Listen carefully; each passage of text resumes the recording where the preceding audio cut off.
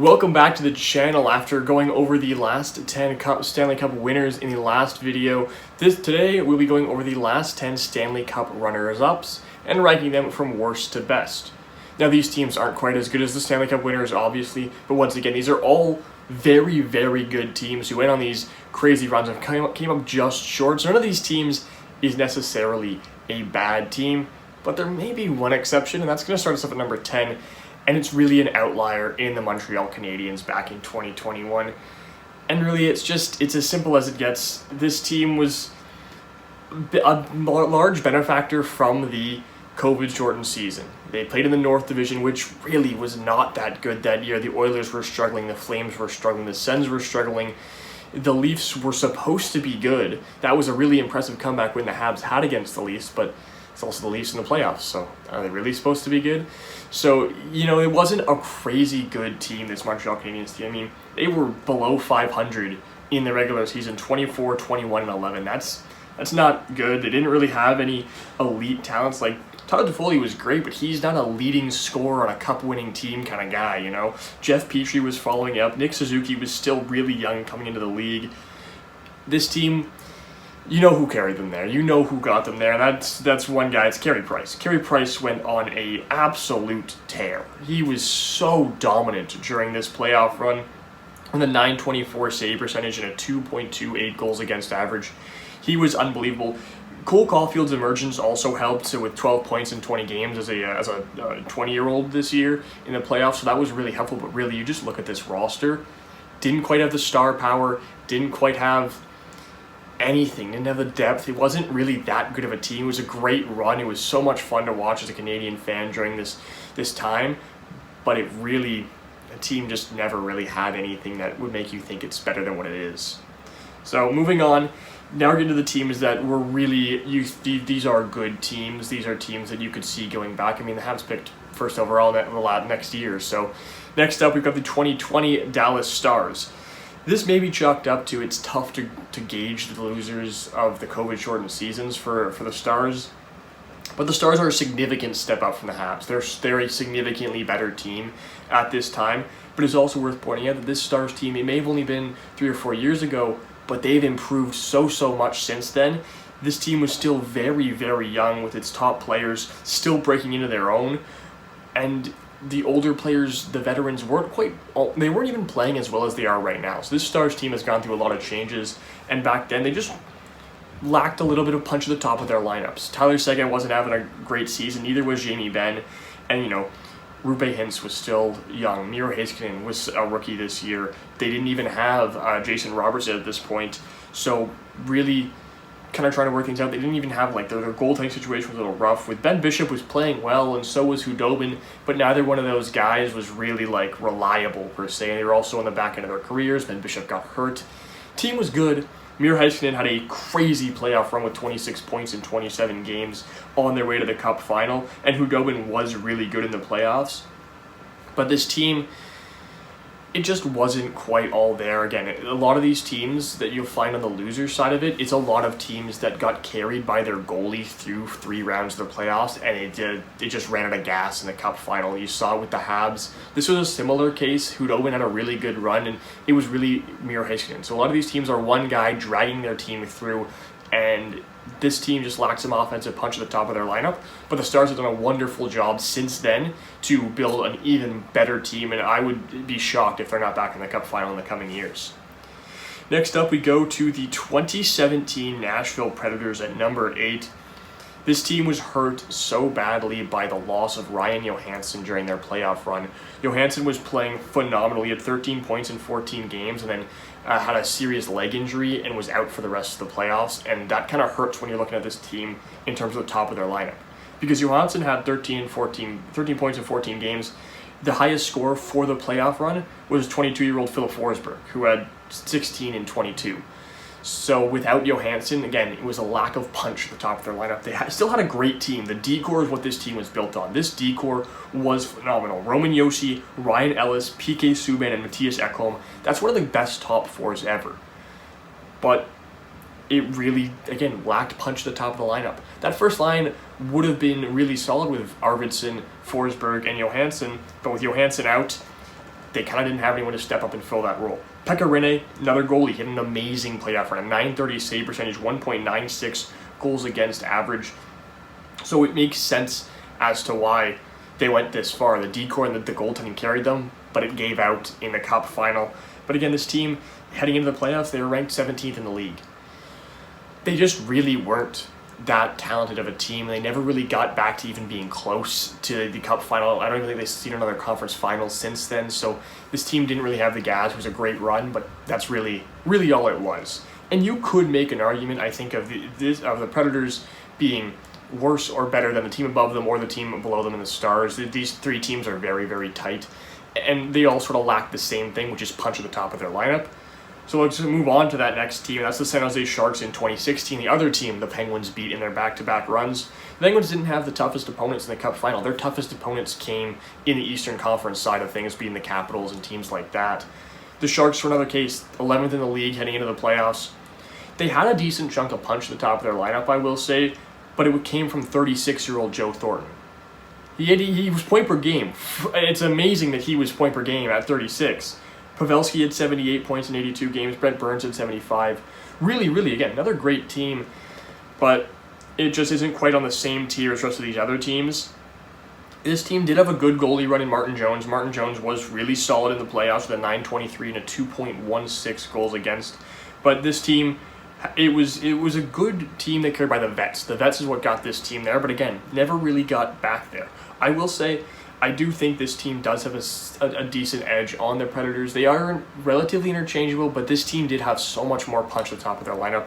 Logan Couture was really good in the playoffs, 30 points in 24 games, and Brent Burns was point per game. He was having some phenomenal seasons. Burns was even third in Norris voting this year. He was. This was the peak of Brent Burns, and this is right before they picked up Erik Karlsson and things kind of spiraled for them.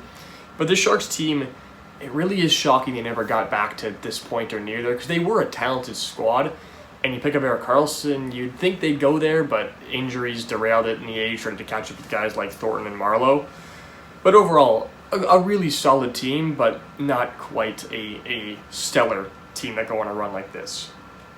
So next up, the 2015 Tampa Bay Lightning at the next spot here. This team, it's really before the Lightning we know and love today came around. This is the Steven Stamkos team. Tyler Johnson was on his amazing run this playoffs. This was that team. This was Ben Bishop, not Andrei Vasilevsky. Vasilevsky played, but this was Ben Bishop's team. Ben Bishop was an amazing goalie that they fleeced the Sens for Corey Conacher.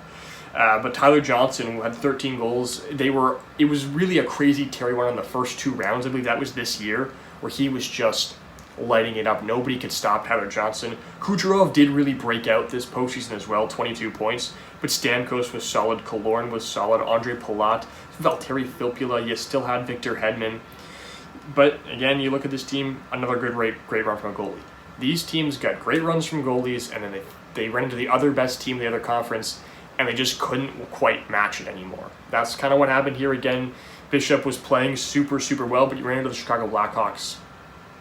Things from there, it was just kind of, you couldn't really do much else. This team was still very young. It wasn't quite ready. And then a couple years later, go over some retools. They have a bunch of President's Trophies, 2 Stanley Cups, and 3 Cup appearances. I mean, Steven Stamkos was still 24. Killorn was 25. Palat was 23. Kucherov was 21. Johnson was 24.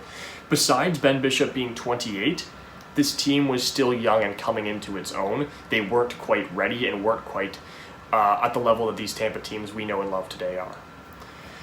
Next up, we get into the top 5, and you get the Boston Bruins, and I think this is where the teams start to get really good. This Boston Bruins team was second in the league this year.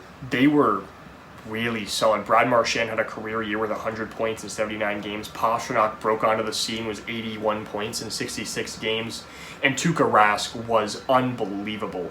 You also had Bergeron third in Selke voting, but Tuukka Rask had an amazing year in the playoffs with a .934 save percentage and a 2.02 goals against average. And this team also gets some credit because they forced a Game 7 in the Cup final. They got one game away. They were that close to winning it all. They just couldn't quite get that last win in. But this team was really good. They didn't have anyone above a point per game during the playoffs, but they had multiple players, 6 players in fact, with 16 or more points in 24 games. So top to bottom, the lineup was really good. You had Torrey Krug playing very well, Patrice Bergeron, Charlie Coyle, David Krejci, and then Pastrnak and Marchand, like I mentioned before. Team was really talented, and the teams they've had since then have proven that it wasn't just a fluke. Despite the Bruins not going on really many crazy runs or going deep in the playoffs, they still have always had one of the best teams in the regular season despite age catching up to some of these guys. So this team was not a fluke run. This was a very good team that was pretty close to going back to that point in the few years following. I mean, a few years later, they had the best regular season team in the playoffs. They didn't make a ton of changes. It was really just changing the goalies, and that was that. But Tuukka Rask took this team pretty much on his back and was amazing, but not quite enough to defeat the St. Louis Blues, who had a miracle run. But this was probably the toughest team that the Blues faced on that run. Next up, this one, it may be a little high considering where they were in the regular season, but it is the 2023 Florida Panthers. This team was 17th in the league, so they were in the same level as the Nashville Predators down below. But here's the reasoning why this Panthers team, I say, is worthy of a top 5 spot, and that Predators team wasn't. A lot of injuries, firstly. Barkov missed a lot of time this season. That was big. But the 2 bigger reasons were growing pains. This team was a President's Trophy winner in 2022, then fired their head coach in Andrew Brunette because of some off-the-ice stuff that happened. It hired Paul Maurice. They also made a blockbuster trade, moving out 2 of their biggest pieces in Mackenzie Weegar and Jonathan Huberdeau for Matthew Tkachuk. They definitely won the trade, but they went through a lot of roster turnover, coaching turnover, injuries. Therefore, the team kind of took some time. This team did not have a great start to the year. They ended so well, and Matthew Tkachuk really dragged them to the playoffs with 109 points. He got Hart votes. He was second in Hart voting, I believe. And Barkov was still a Selke candidate. He always has been a Selke-level defender. But this team was more so it's trying to figure itself out, sorting out through the massive changes they went this offseason. But then when they got to the playoffs, they went on that crazy run to get to the playoffs. They then were unstoppable in the postseason up until injuries caught up to them again. They nearly reverse swept Boston, winning from down 3-1, and Boston was the best regular season team of all time. They then steamrolled Toronto, steamrolled Carolina, got to Vegas, but Ekblad was playing with so many injuries. Montour had some shoulder issues. Tkachuk couldn't get himself out of bed in the morning. Bobrovsky had put his life, like he was playing some of the best hockey of his career the first 3 rounds, and you could tell he was just drained. And this team, the wheels just kind of fell off at the 11th hour for them, and that's why they didn't end up winning the Cup, and that's why that series was so uncompetitive. But the Panthers went back and won the Cup the next year. This team was very, very talented and good enough to win a Cup. It was really just injuries cut off from the playoffs, and the wheels fell off at the last hour. Next up, though, this one, again, this is where it gets a little tougher with these losers, but this one, again, may be a little too high for some people's liking, but it is the 2024 Edmonton Oilers. I can't justify putting them below the 2023 Panthers, because as much of this Panthers team was really good and came really close, the Oilers forced the Panthers team the following year, which was better, to a Game 7. Therefore, they are better than the 2023 Panthers. The one thing holding this team back, it's the outlier on this list of top 10 Cup runner-ups, it's their goaltending is what holds them back. I'm a big fan of Stuart Skinner. I thought he played really well in the playoffs, but in comparison to some of these other teams, that's where they were falling behind. All these other teams on this list had elite goaltending, except for the Edmonton Oilers, but the reason is they had Connor McDavid. And I couldn't justify not putting this run in the top 3. They were firing on all cylinders. Connor McDavid was playing unbelievable hockey, and he was playing injured, and Leon Draisaitl was playing injured, and Bouchard was playing amazing. Zach Hyman. The records this team broke are unfathomable. This team had so many record breakers. McDavid had 42 points in the playoffs, tied for 4th all time, the most assists in a playoff run. Zach Hyman was tied 4th all time for goals in a playoff run, and had the most since Joe Sakic. Say what you want about Zach Hyman or the depth of this team. They were really, really good and were a fantastic team to go to the Cup final. No doubt about it. This team deserved to go. The bottom 6 showed up when it mattered. I mean, you can't knock this Oilers team whatsoever.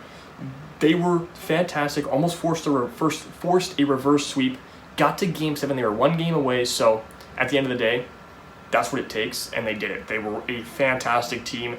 Really wish they had sealed the deal, but the reason they're not quite as high on this list, despite forcing a Game 7 and having a solid lineup up and down, is Stuart Skinner's .901 save percentage, but they still got it done. Still a really good team, and I really hope they get back to that point. Next up on the list, we have the 2018 Vegas Golden Knights coming in as the second best Cup runner-up. This team was an amazing run, and it was a great story, despite how bitter we may seem today about how Vegas has been successful since their inception.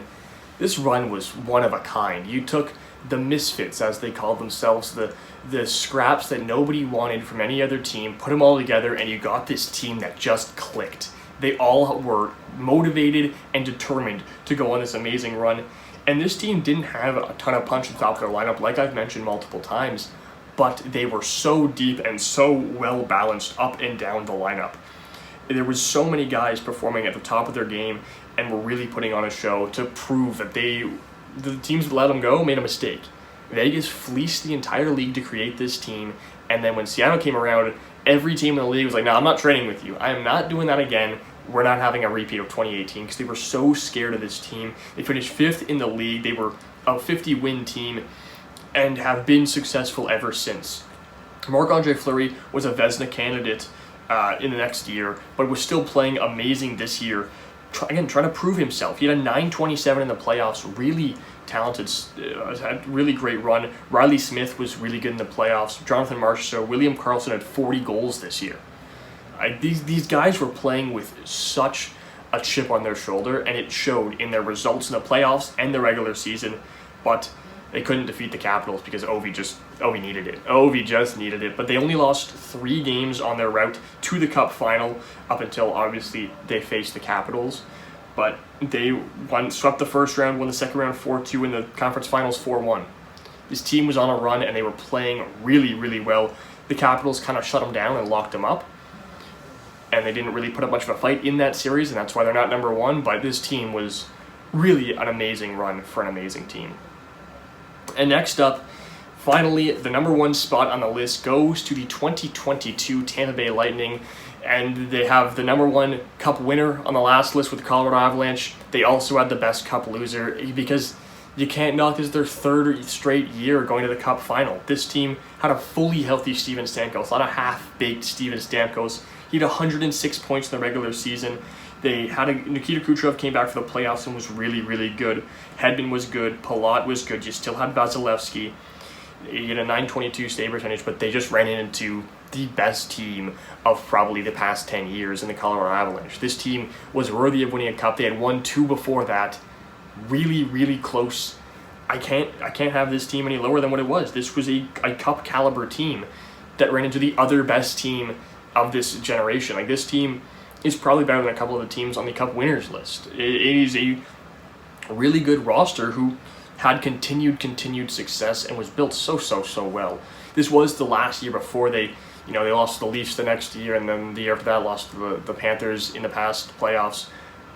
But you can't knock they've got back to the Cup final. It takes a certain level of grit and determination to get to 3 straight Cup finals. They played a full season of extra hockey. This team had to have been gassed. They didn't get as long off seasons. It was also in the weird scheduling because of COVID for the 2 years they made it. So they had so much going against them, and it didn't stop them from going to 3 straight Cup finals. Hedman was 3rd in Norris voting. Vasilevsky was Vasilevsky. Stamkos was playing. We returned to a form that people didn't think he could get back to, and he did it. Kucherov was Kucherov. Hedman was Hedman. This team, up and down the lineup, it's dominant. That's why they won 2 straight cups. That's why they're top of this list. It's really no question. 50-win team as well. This is a talented team, and in my opinion, it's pretty easily the best cup loser of the past 10 years.